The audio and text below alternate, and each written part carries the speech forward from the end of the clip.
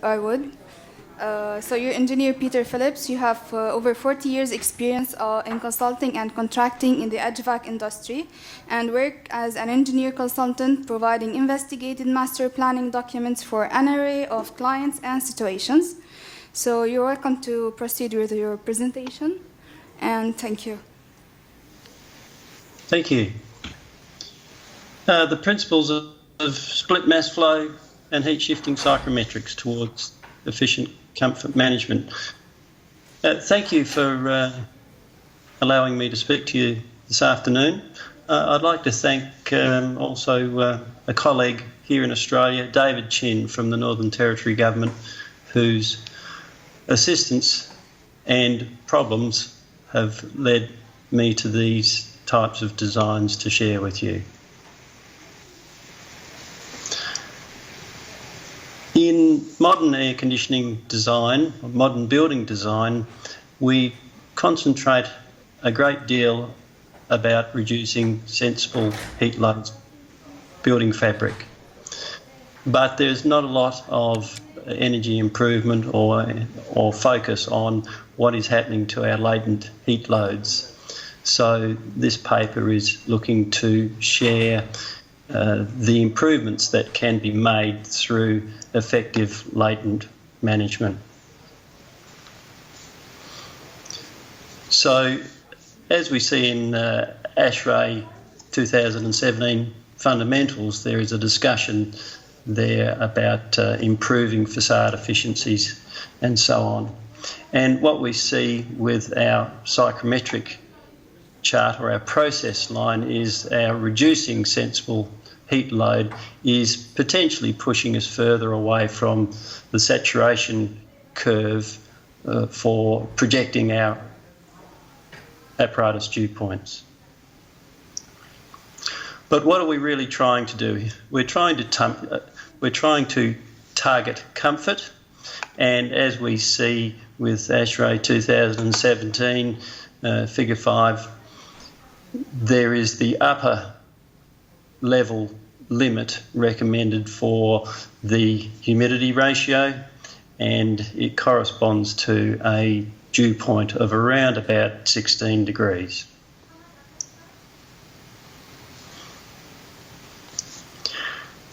ASHRAE also suggests to us in 2016 figure 2 that the sensible heat loads and the latent heat load can be improved with a series process A to B and B to C. This, unfortunately, is energy inefficient, and a better solution is available.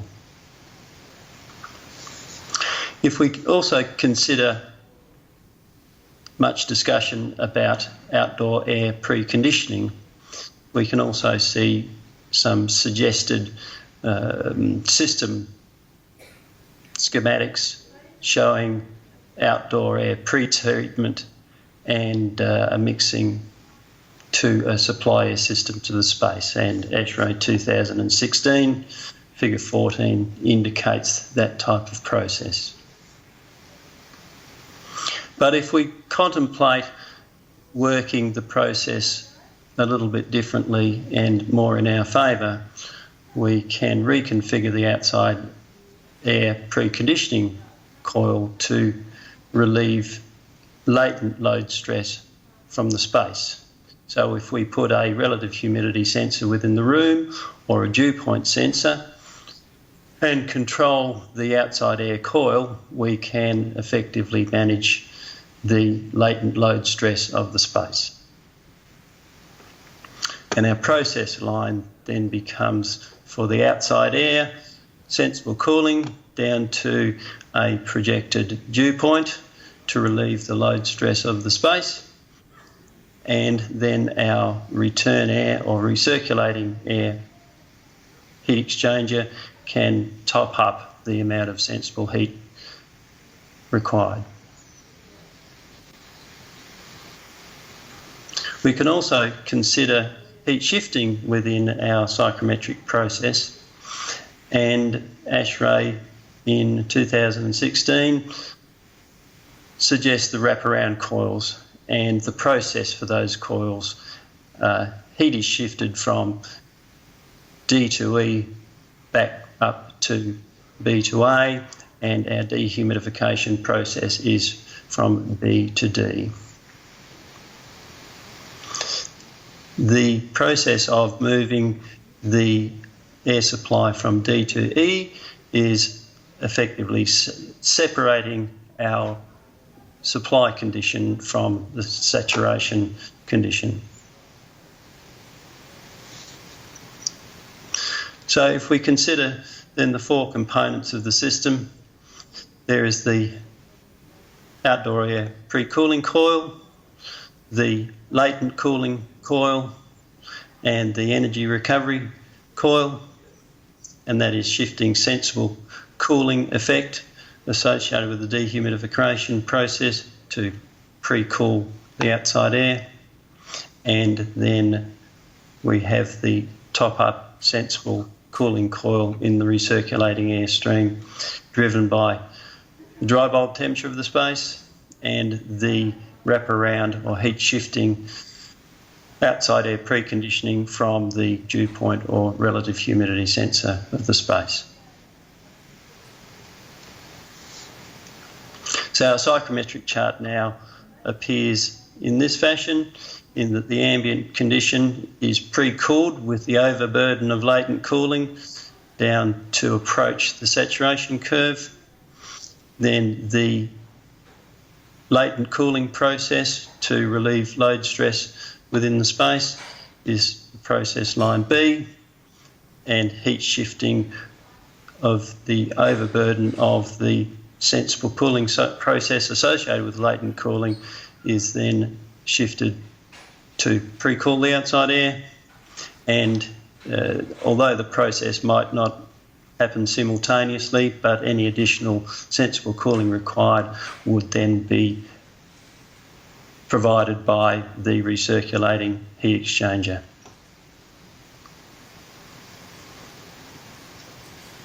So the amount of heat shifting that we need to move from C to A will depend on a dry bulb temperature sensor, which is reclaiming energy from the dehumidification process.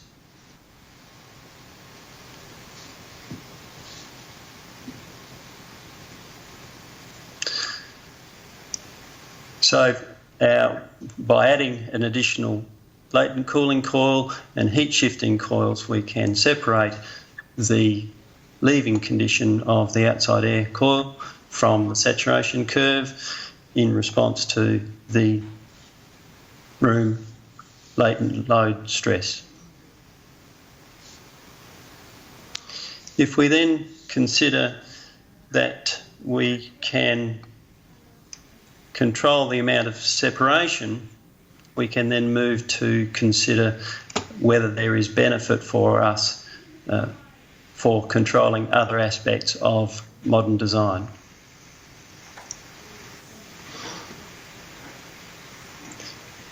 So our psychrometric plot now for the comfort outcome is that the recirculating air coil is maintaining our dry bulb condition of the space at set point, and the outside air heat shifting coil in our split mass flow psychrometric approach is now controlling the upper latent load stress from the room condition.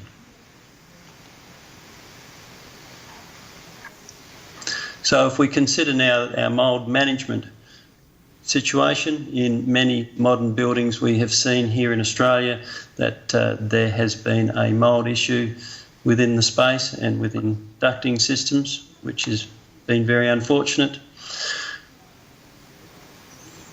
So, as I previously mentioned, if we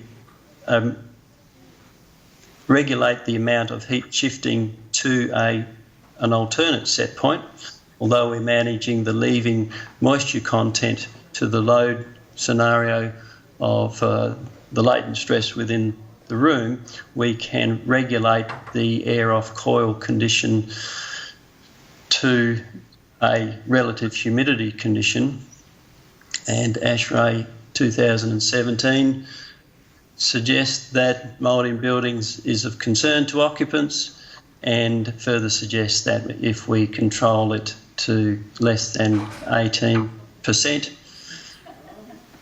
then we should be able to avoid mould growth within the ducting system. So if we then turn our attention back to the split mass flow and heat shifting load and capacity profiles, the upper moisture content of the space is controlled to set point B, and the heat shifting and split mass flow approach is delivering an air off outdoor air coil within a load capacity balance region of G. So our psychrometric plot essentially follows the red curve into this load capacity region. For the recirculating coil, the load capacity zone is somewhat different in that principally we'll be controlling sensible load, which would normally be from point A to B, but if we do have a cold cooling process required, and that is dependent on the chilled water temperature or the cooling medium temperature that we're supplying the coils, we can get some sympathetic latent cooling for the recirculating heat exchanger as well. So we can move our air off coil condition down along this line A, potentially to F as well. So the sensible load of the space is being offset by the capacity along line D. If we combine the two coil process lines and the load regions, we end up with the plot to our normal mixed air condition M here to offset the room sensible and latent heat load balance. This approach here along the 80% or set point that we elect to manage is also reducing the potential for mould growth within the ducting systems. So now overlaying the load capacity plot onto our comfort profile, we can then see how the two coils are working to arrive back at our sensible or dry bulb set point and our relative humidity, or more importantly for the ASHRAE comfort simulation, to a moisture content or dew point condition.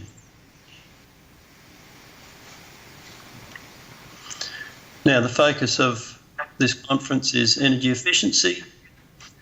It's very important when selecting the heat exchangers that we not only achieve our psychrometric performance, but we also are looking toward reducing energy. So we can reduce our airside face velocities, which will reduce our series path pressure drops. And in the designs that I've been doing for a heat shifting split mass flow arrangement, face velocities are in the order of 1.25 to 1.5 metres per second.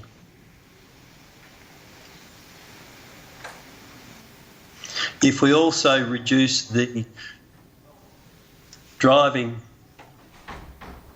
condition, so the approach condition, to the off-coil conditions, or the off-coil targets, we can also reduce the amount of energy that is required to deliver the cooling process to satisfy sensible and latent loads. And if we raise our chilled water temperatures, we have potential to elevate our saturated suction conditions for our compressors for chillers, which will then reduce the amount of work required. If we introduce a load feedback condition, this saturated suction condition can rise and fall on the basis of sensible and latent load within the space. Our energy efficiency should be tracked against, I've said here, yesterday's baseline solution and tomorrow's energy efficient solution. So these two charts indicate what baseline coefficient of performance of the system may have been, and what we are looking to do is, through various energy efficiency strategies, is to upload the system coefficient of performance for the plant. And if we do so, what we are looking to do in this electricity consumption chart is to press down on our peak loads at our frequent ambient operating conditions. So we're looking to suppress the amount of energy we are consuming. If we then turn our focus to ISO 2600, it talks about the aspects of sustainability to balance economic, environmental and societal values. And each technical opportunity should be tested beyond merely capital cost affordability. So sustainability for engineers is looking at combining and enhancing the economic, environmental and societal benefits. And I think the most important one for engineers is the sense of place where we need to advance our skills to develop sustainability solutions. So in conclusion, the application of split mass flow psychrometrics has the potential to provide variable, sensible and latent heat load ratios for our heat exchanger performance. And if we use it as suggested in ASHRAE, we can manage our upper level humidity to enhance our comfort scenario. Separating our leaving air conditions away from the saturation curve also has the potential to reduce mould growth within our ducting systems. And if we couple that to load feedback to our central plant, we can improve our coefficient of performance for our chilling plant to ensure that we are satisfying not just sustainability issues for energy efficiency, but we provide a superior comfort solution. Thank you.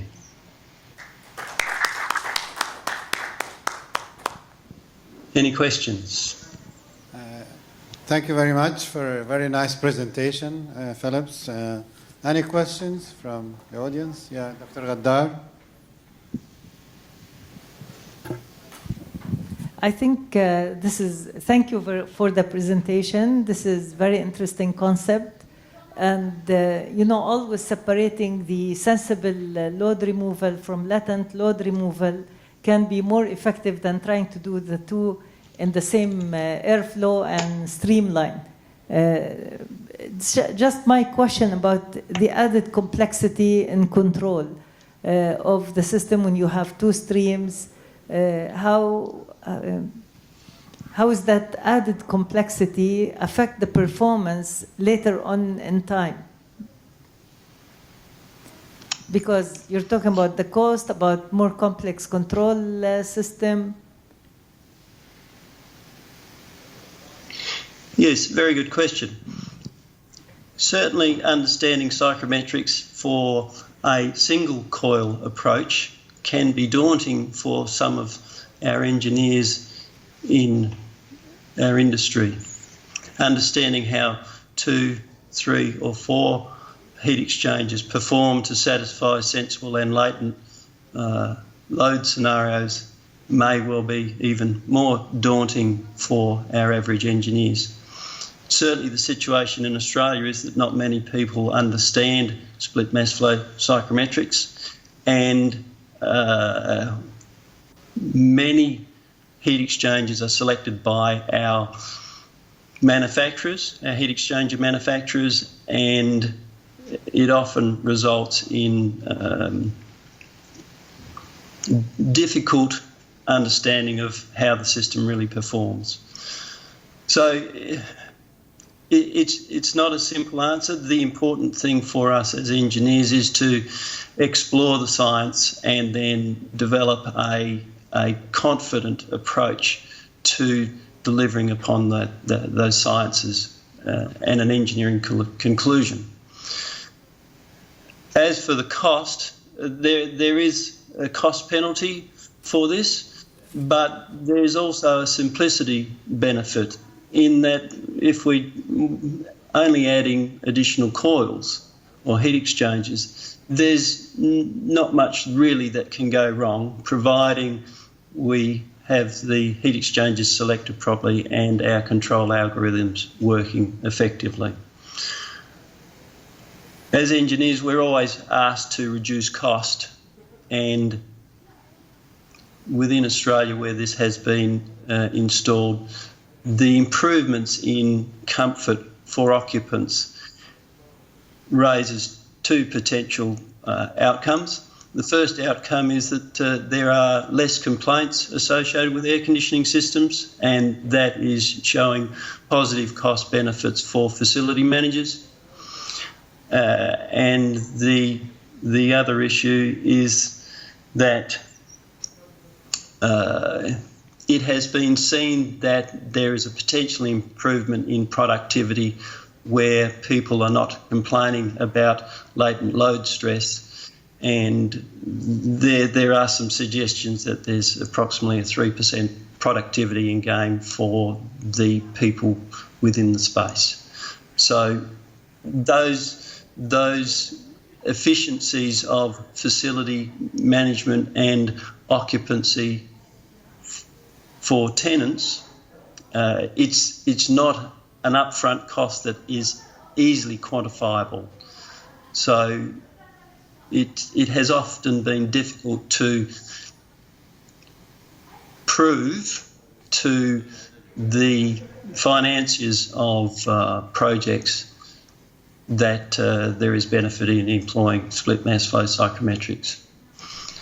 The aspect of mould certainly comes into play in that if the building needs to be shut down for a while or systems cleaned overnight or when people are out of the building and so forth, certainly with split mass flow psychrometrics there is little evidence of mould growth within the system. So when we have mould detected, our Australian standards says that the facility manager must do something about it.